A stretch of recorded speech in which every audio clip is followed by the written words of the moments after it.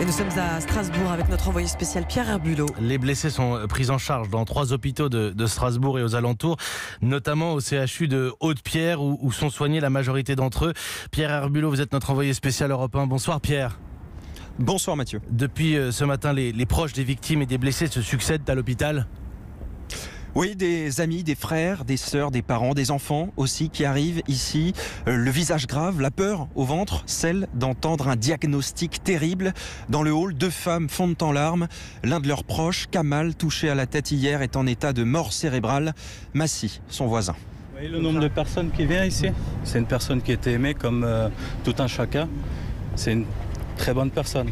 On a le dégoût.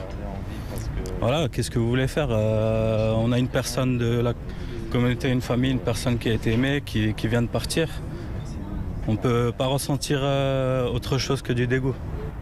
La ministre de la Santé, Agnès Buzyn, est passée voir les blessés. Il y a 1 heure, elle a salué le travail des urgentistes, notamment celui du docteur Pascal Bilbao, responsable du SAMU. Il détaille le profil des blessés. Le nombre d'hommes et femmes, en gros, c'est équilibré. Et l'âge, c'est entre 20 ans et 65 ans à peu près. Un âge moyen, si vous voulez, des personnes en bonne santé qui se promenaient, qui vivaient, si vous voulez, ou qui vivent encore. Heureusement, il y a quelques personnes qui ont eu des blessures légères, qui ont pu être soignées et qui sont rentrées à domicile dès ce matin.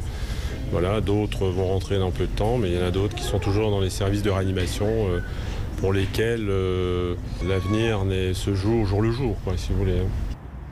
Le responsable du SAMU qui dit n'avoir jamais vu autant de blessés par balle en même temps et qui a par la même occasion remercié d'ailleurs ces équipes qui se sont mobilisées spontanément et qui se sont retournées hier à l'hôpital dès qu'elles ont entendu parler de l'attaque.